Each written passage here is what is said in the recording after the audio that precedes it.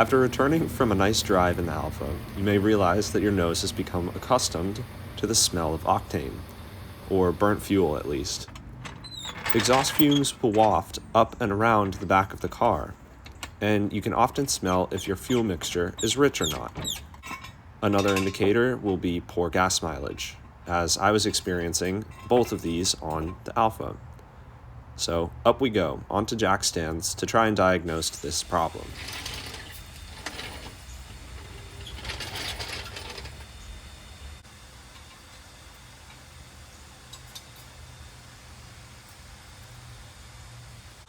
There are multiple ways that you can tackle this, but for me, the most important was the oxygen sensor because that was the oldest component on the car.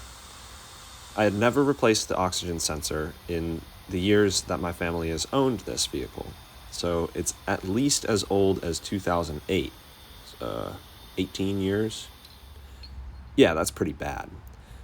These oxygen sensors are also somewhat strange. They don't have a heating element, so there's a heat dome on top, which I've lost.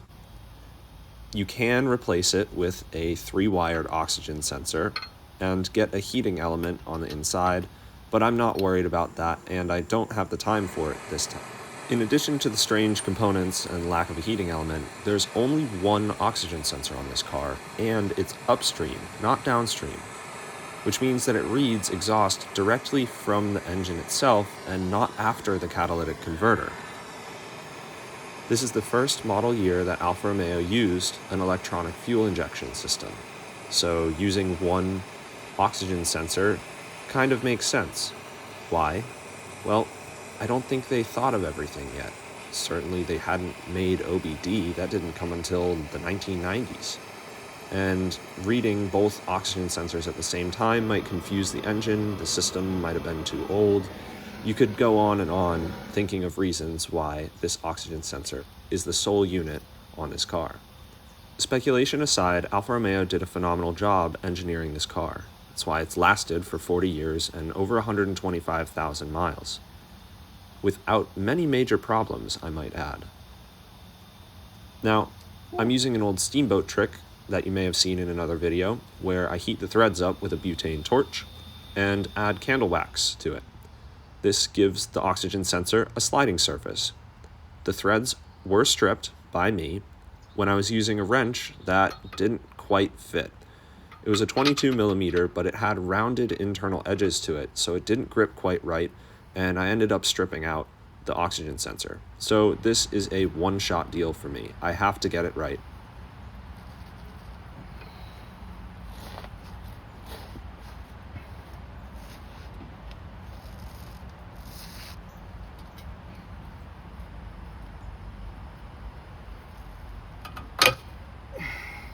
Did it work? Yes, it did. After taking a minute to breathe, getting some water, and letting the sensor cool off, it's back under the car to finish getting it out of the exhaust. I'm twisting it out, and then I'll pull it up into the engine bay to finish rewiring the new sensor.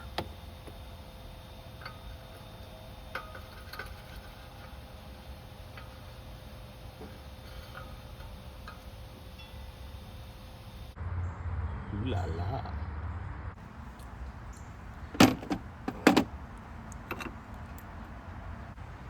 Here we are up top, and you can see that the sensor is clipped and then heat shrunk back down to the wire.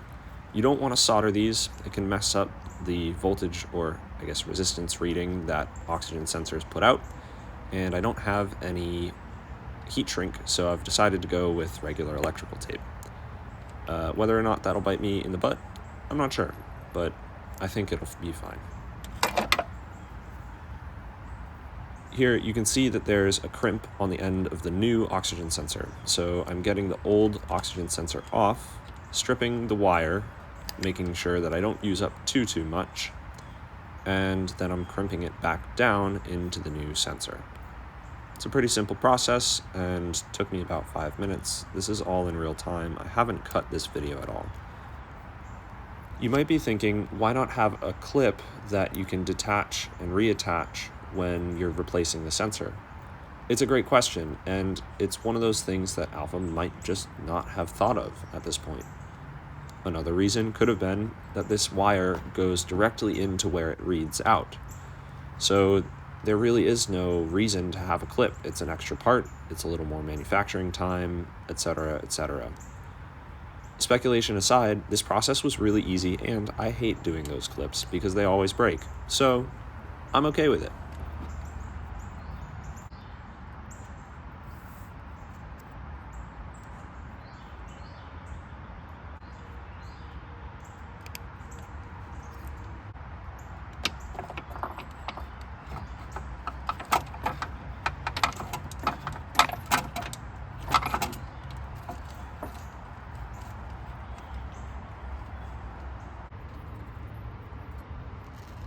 When I took this out of the car, I noticed the wire was pretty stiff, so I'm twisting it counterclockwise before putting it in clockwise to avoid any unnecessary tension on the wire. This is the final step. I'm using the regular wrench to torque it down until the crush washer is flattened, and then packaging up the rest of the car before taking it on a drive. Kobe. Right away, with a more leaned out fuel mixture, you can see the idle is much more stable, and it can be shown physically by looking at the shifting knob. The shift knob tends to vibrate as you're driving down the road, and if you're having idle misfires, it will vibrate at a stop too. It's off to the gas station, then resetting the trip odometer, and on for a nice long drive.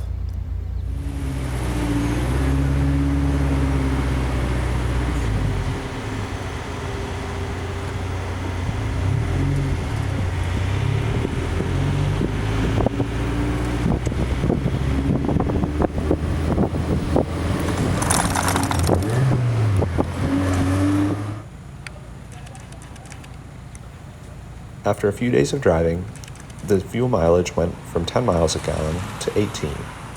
And I'm very happy with that. Saves my wallet and the car a bit of wear and tear. On to the next video. I hope to see you there soon. Thanks.